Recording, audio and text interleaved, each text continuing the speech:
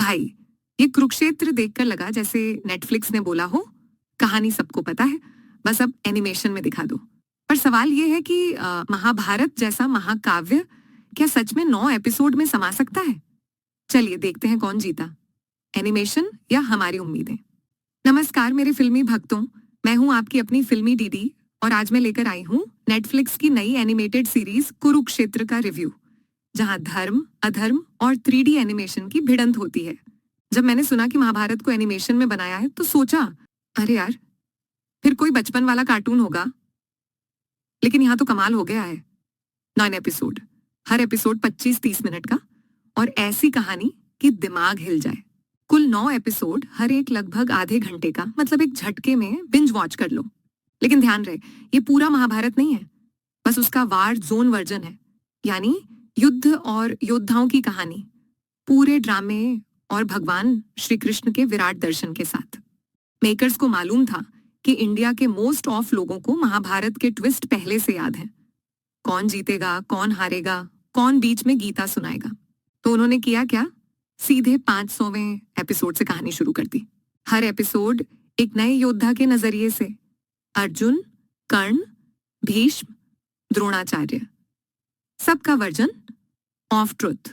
और यही इस सीरीज की सबसे बड़ी यूएसपी है, हर किरदार के अंदर की लड़ाई बिना किसी प्रीवियसली ऑन महाभारत वाले ड्रामे के। देखो, एनिमेशन की बात करें तो महावतार नरसिम्हा के बाद लोगों की उम्मीदें बहुत बढ़ चुकी हैं। अब कुरुक्षेत्र उसे पीछे तो नहीं छोड़ती, लेकिन बराबरी जरूर करती है। कैरेक्टर मूवमेंट्स स्मूथ हैं, बैकग्राउंड विजुअल्स अच्छे हैं, लेकिन भाई चेहरों पर एक्सप्रेशन ऐसे कि अर्जुन गुस्से में भी हंसता हुआ लगे। मतलब सबके चेहरे एक जैसे, जैसे सारे योद्धा एक ही ब्यूटी पार्लर से निकले हों। फिर भी प्रेजेंटेशन इतना अच्छा है कि कमी महसूस नहीं होती। अब बात उस सीन की जो पूरी सीरीज की जान है, श्री कृष्ण का विराट रूप। जब उन्होंने अर्जुन को विश्व रूप दिखाया तो दिल कह उठा, हे प्रभु, अगर ये सीन थिएटर में दिखाया जाता तो लोग पॉपकॉर्न गिराकर खड़े होकर नमस्ते कर देते। विजुअल्स इतने दिव्य लगे कि कुछ पल के लिए लगा नेटफ्लिक्स नहीं, दूरदर्शन युग की आत्मा जाग उठी है। डायलॉग्स में क्लास है, शब्दों में मर्यादा है, एंड वॉइस एक्टिंग, उफ। कर्ण मेरा मित्र, ये धर्म का युद्ध है।